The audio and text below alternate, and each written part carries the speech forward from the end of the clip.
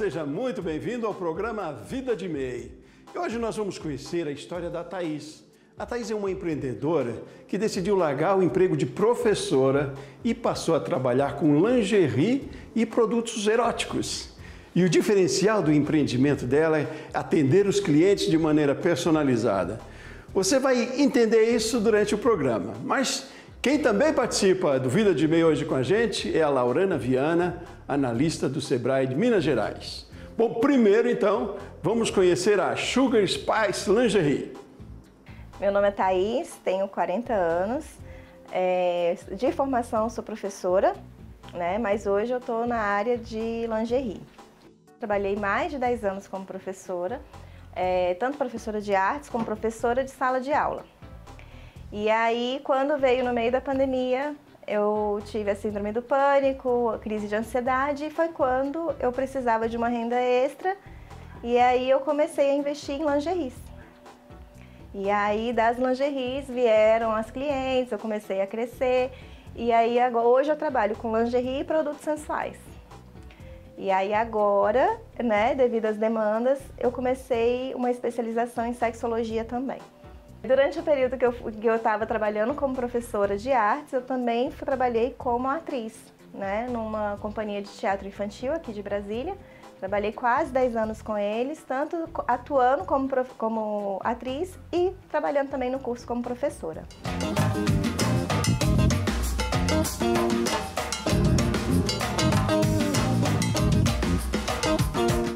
Nos primeiros dias, logo que eu comecei pensei em realmente começar a trabalhar com as lingeries, eu comecei a pesquisar em sites, fornecedores, para conhecer os produtos e saber da qualidade deles. E aí foi quando eu recebi alguns produtos, alguns eu gostava, outros eu já não gostava, eu já sabia que não ia trabalhar. E aí, para começar realmente a venda, eu fui divulgando tanto nas redes sociais, como em grupos também de vendas, né, do condomínio e, enfim, para as famílias, para as amigas e tudo mais. E aí eu comecei a oferecer. E aí eu vi que estava dando uma saída porque eu fazia um atendimento diferenciado, né? Eu procuro sempre ouvir realmente qual a necessidade da cliente, né? E aí eu procuro adequar aquela necessidade com o produto que eu tenho. E aí também vai também de acordo com o corpo da mulher, porque às vezes ela quer uma determinada lingerie que vai vestir melhor e eu consigo oferecer hoje esse atendimento para ela bem personalizado. Esse atendimento eu faço, primeiro eu tento ouvir, né, direitinho o que ela quer, qual é a dor da minha cliente, o que ela precisa, o que ela está procurando. Se é uma lingerie que é para usar com uma determinada roupa, ou se é uma lingerie que ela quer sair, que é uma lingerie que ela quer usar, que ela possa sair à noite, que possa ficar exposta. Ou é uma lingerie para um momento específico, para um encontro que ela quer uma lingerie diferente. E aí, dentro dessa conversa que eu vou tendo com a minha cliente, eu vou oferecendo as opções que eu tenho, né? E aí ela vai escolhendo, e aí ela vai vendo a necessidade. Então, muita gente às vezes pergunta assim, mas você trabalha também com plus size? Trabalho também com lingerie plus size. Por que não? Né? Embora a gente tenha alguma dificuldade de encontrar fornecedores que atendam esse público, eu procuro sempre os fornecedores que têm essa possibilidade.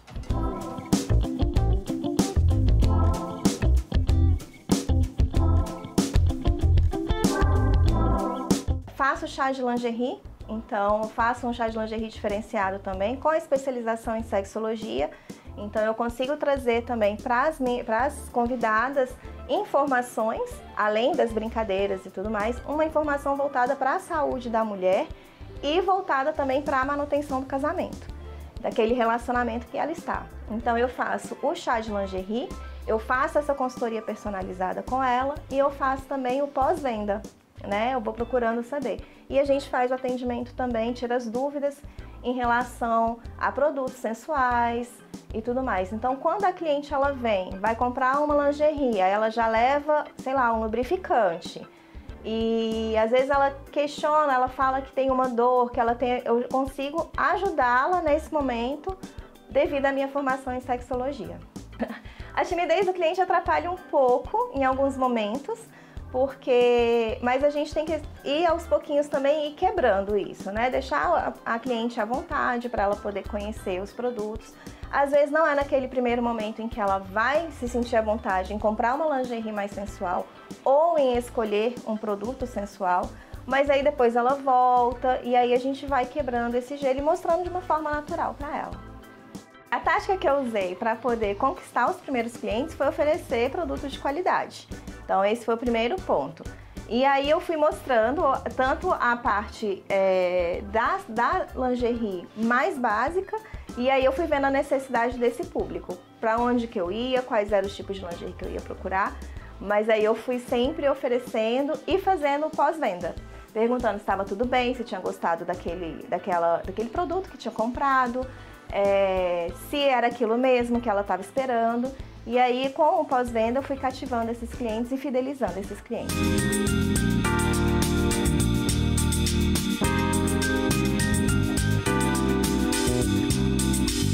No início, as primeiras dificuldades foi principalmente encontrar fornecedores que ofereciam produtos de qualidade, né? E assim, o segundo passo foi encontrar que atendesse a maioria dos públicos, como por exemplo as plus size que a gente não consegue, né? E essa é uma dificuldade até hoje de conseguir produtos de qualidade para plus size.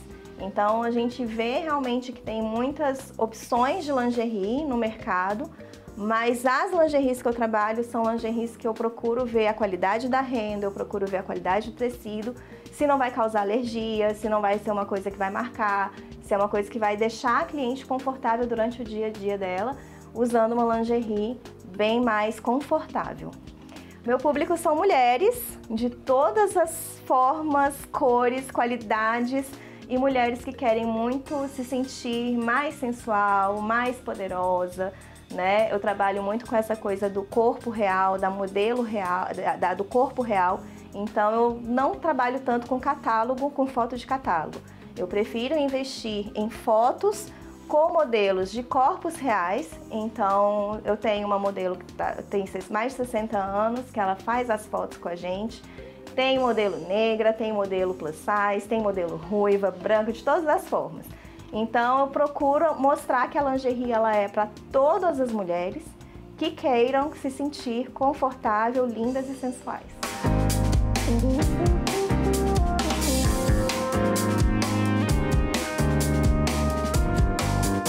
O meu planejamento financeiro, ele é feito, uma parte ele é separado para reinvestir, né, do que a gente recebe. Eu separo uma porcentagem para fazer esse capital de giro, fazer esse reinvestimento em novos produtos, em novas campanhas, em lançamentos, em novidades. E aí outra porcentagem é o que eu tiro do meu lucro. Mas esse capital de giro, essa porcentagem, ele entra tanto para mercadoria, como também para marketing, para fazer as fotos, né? Que eu faço esse investimento com as fotos das modelos, então eu separo esse valor dessa forma.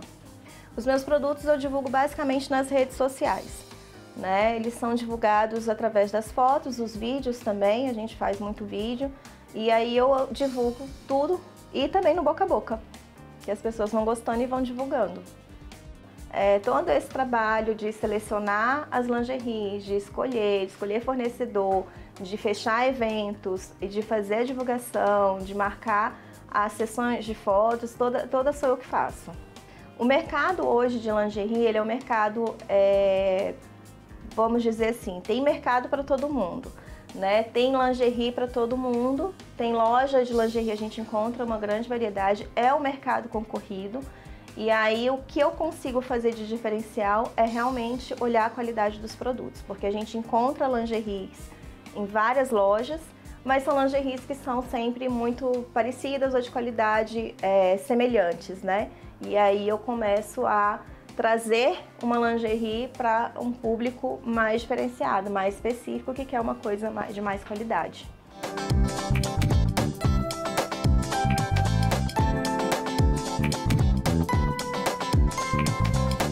A maior dificuldade que eu tive como empreendedora eu penso que é conseguir realmente os materiais e se sobressair no mercado, né? Conseguir mostrar que você tem algo a mais a oferecer, além de só um produto que a gente já consegue encontrar em vários lugares.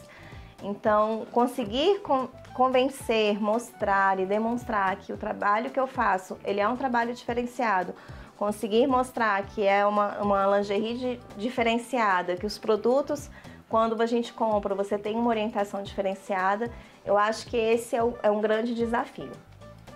Eu enxergo o futuro bem promissor, né? A gente ainda tem só a loja online por enquanto, mas assim, no futuro a gente pretende realmente ter um espaço, ter um showroom ou quem sabe uma loja física, onde as clientes possam entrar, conhecer, tocar nas lingeries, né? E ter essa troca de uma forma mais próxima. A dica que eu dou para quem está querendo começar a empreender é vai, vai. Não é fácil, é matar um leão por dia, realmente, é bem desafiador, mas assim, a vantagem da gente poder ter o nosso horário, fazer o nosso horário, ter os nossos momentos diferenciados para descansar. Por exemplo, ontem eu estava trabalhando, hoje a gente está aqui, amanhã eu posso tirar o dia para descansar, no meio de uma semana. Mas assim, não desista, a dica é essa, não desista. Não é fácil, procurem fornecedores, procurem fazer um diferencial. O que você pode agregar ao seu produto, né? O que seu produto tem de diferente além do produto, né? Então, às vezes é uma entrega diferenciada, às vezes é uma qualidade diferenciada, às vezes é um atendimento diferenciado.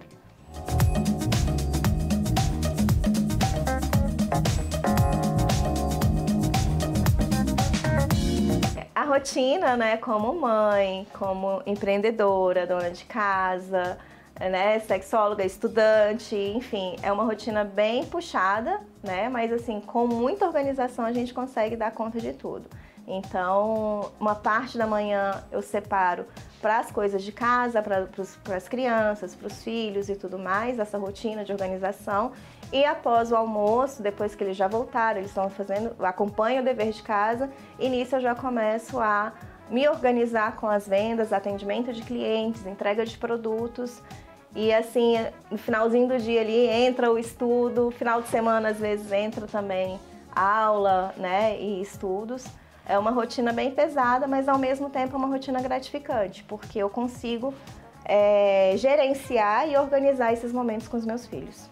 A escolha do nome e da marca, eu queria uma coisa que representasse tanto as mulheres mais básicas como aquelas mais ousadas.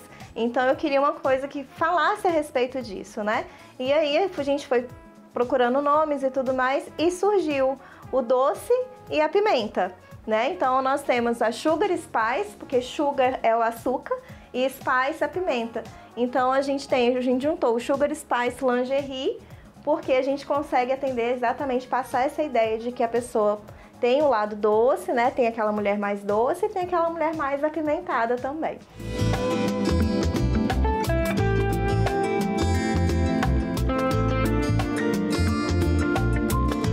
Você viu, né? Que interessante como a Thaís está feliz, né? Ela foi determinada, deixou o emprego de professora e decidiu investir em lingerie. Parabéns, Thaís!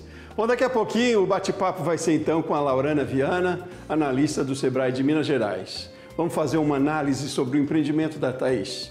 Continue aqui com a gente, Vida de MEI volta depois do intervalo.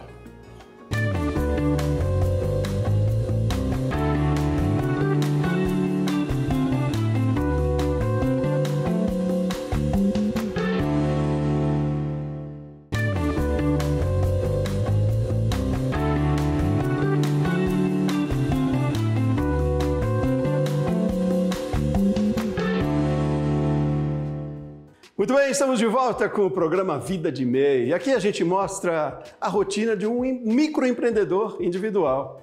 E aí no bloco anterior nós conhecemos a Thaís. Ela é MEI e se dedica à comercialização de lingeries e produtos eróticos, além de prestar outros serviços. Agora então nós vamos conversar com a Laurana Viana. A Laurana é analista do Sebrae de Minas Gerais. Laurana, seja muito bem-vinda! Olá, Sebastião, é um prazer estar aqui com vocês. Obrigada pelo convite. Obrigado a você por atender o nosso convite, pela disponibilidade e a gentileza de conversar com a gente. Laurana, avaliando o case da Thaís, né? Ela lida com um segmento quase que nicho, eu diria, e com muita competência, muita dedicação, muito diferente do trabalho que ela fazia antes. Que leitura você faz, de forma geral, dessa iniciativa da Thaís? Que mais do que iniciativa é colocar em prática a boa ideia, né? Como é que você avalia? Com certeza. Bom, a Thaís, assim como vários outros MEIs, né, que a gente tem aí Brasil afora, colocou em prática várias das características empreendedoras que o Sebrae tanto fala.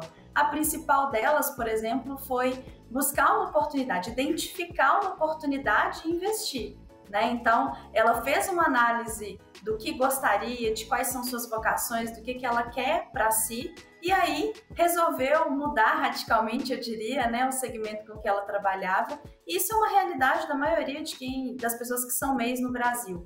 Muitas delas trabalhavam com carteira assinada, tinham ali uma vida, uma rotina, e quer por sua vontade, quer por alguma situação econômica ou social ou até familiar, faz aquilo que a gente chama de entrar no corre do empreendedorismo, né? Que é identificar a oportunidade, identificar como que pode fazer as coisas dar certo e investir. E aí quando a gente fala, né, dela trazer um trabalho, fazer um trabalho tão diferenciado, a gente está falando de personalização, né, Sebastião? Hoje em dia, todos os grandes autores, os grandes eventos de experiência do cliente falam isso com a gente, que uma empresa, para dar certo, ela precisa investir em personalização cada vez mais, que é trazer seu cliente, sua cliente para o centro da conversa, entender quais são as necessidades e as demandas que essa pessoa tem e atuar ali onde aquela pessoa tem um desejo, uma expectativa de ser atendido e que outras empresas não atendem. É aí que essas pessoas encontram o diferencial da empresa, investem e trazem bons clientes, como é o caso da Thaís. Pois é, e no caso do MEI, dá a sensação de que é até mais, entre aspas, fácil, né? Ou pelo menos tem mais potencial para isso, né? A comunicação talvez seja mais próxima. Aliás, falando de comunicação, eu imagino que para a Thaís, como professora, trabalhar com a comunicação seja um elemento muito forte aí. Divulgar é muito importante também, né? Nesse processo. Agora, a gente costuma dizer que MEI, geralmente, ou é por necessidade, né? Aconteceu muito depois da pandemia, muita gente passou a abrir uma empresa porque precisou, perdeu o emprego, ou por oportunidade também, né? No caso da Thaís, como professora, talvez ela viu aí uma oportunidade. Como é que se dá essa transição, Laurana, em termos de comunicação mesmo? Volta a palavra comunicação, de marketing disso, para que as pessoas que conheciam Thaís como professora e muito próximas dela passem a conhecer a Thaís como empreendedora de um negócio completamente diferente. Usar redes sociais, usar a internet, usar um marketing aí é um trunfo forte, né? Importante, né? Sim, sem dúvida alguma, Sebastião. Lógico que isso vai depender do ramo onde essa empresa pretende atuar. Tem negócios, por exemplo, se a gente for falar de uma oficina mecânica, a gente está falando de um negócio que é mais tradicional e que talvez a divulgação desse tipo de empresa seja mais no boca a boca, mais no marketing tradicional, vamos falar assim.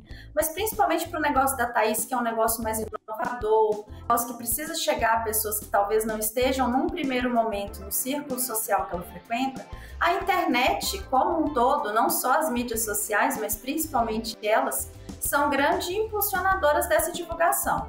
E aí vem um detalhe super importante, que é entender aonde o cliente que você pretende alcançar está. Tá no Twitter, tá no Instagram, tá no Facebook. Muita gente pergunta aqui no Sebrae, em qual mídia que eu vou investir a divulgação do meu negócio, como se tivesse uma única resposta para isso. E na verdade não tem. Depende de onde o cliente que você escolheu atender tem sua presença digital. É ali que você vai identificar como que essas pessoas se comunicam, como que elas acessam aquele tipo de informação, e é aí que você vai escolher aonde divulgar e trabalhar para divulgar da melhor maneira possível, da maneira mais assertiva possível. Então é sempre a gente entender a importância da comunicação e que a comunicação é uma via de mão dupla, né, Sebastião? Então não adianta eu querer fazer a melhor divulgação do mundo, né, investir recurso financeiro altíssimo nisso, se eu não estou falando a linguagem que o meu cliente quer entender e a linguagem que ele gosta de acessar esse tipo de informação. Linguagem hoje em dia é tudo, então não é só o meio, mas é a forma como eu me comunico por lá também, que é super importante. Tá certo, e a gente sabe que vida de MEI geralmente faz quase tudo sozinho, né? E aí, é claro, surgem dificuldades também.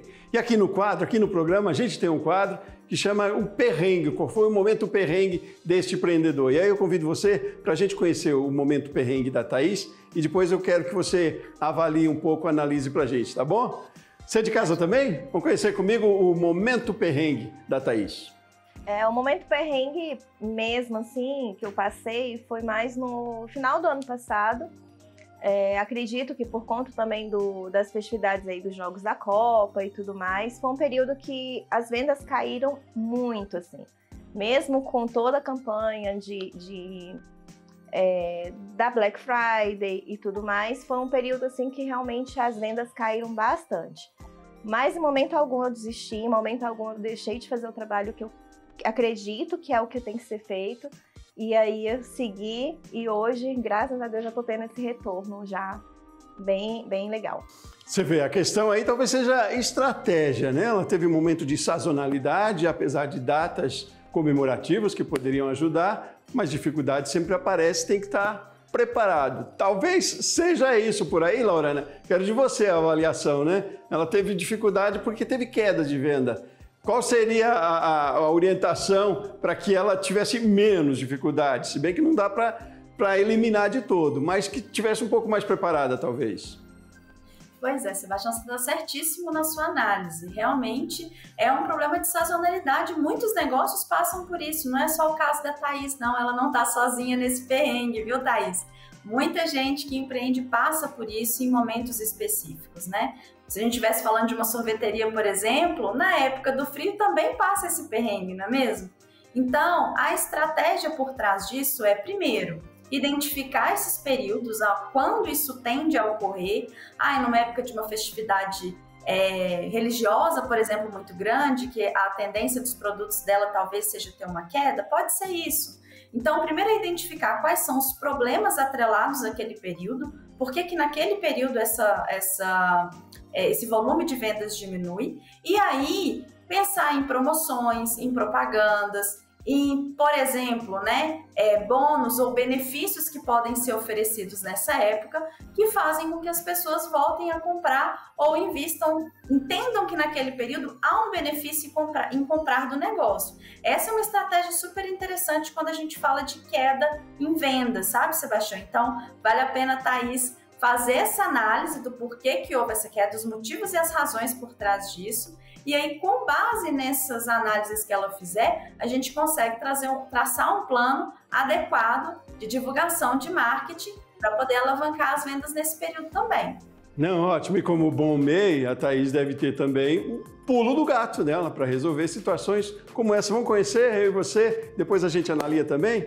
Você é de casa, acompanha comigo também. Qual foi o pulo do gato da Thaís? O momento do pulo do gato, que foi o momento que o meu negócio realmente começou a subir, foi quando eu comecei a mostrar as lingeries nos corpos reais das modelos. Eu acho que esse fez todo um diferencial, porque antes eu sempre divulgava fotos que eu recebia dos fornecedores e viam sempre aquelas modelos cheias de Photoshop, perfeitas, e na hora de oferecer o produto, já teve mulher que me perguntou assim, mas o corpo vem junto? Né? E aí foi quando me deu aquele estalo que eu falei, não é isso que eu quero trabalhar com mulheres reais. E aí esse foi um diferencial bem grande que eu percebo na mudança mesmo do meu negócio. Muito legal. E aí a gente volta àquela questão da comunicação, né? E lealdade na comunicação também, né? Porque precisa ter muita transparência do que você está oferecendo para o cliente. Não é por aí, Laurana? Tem que ser leal, fiel ao que você está oferecendo para o cliente, né? Nem tudo que está na internet é certo, é real, né? O jardim do outro é mais bonito, mas nem sempre também, né?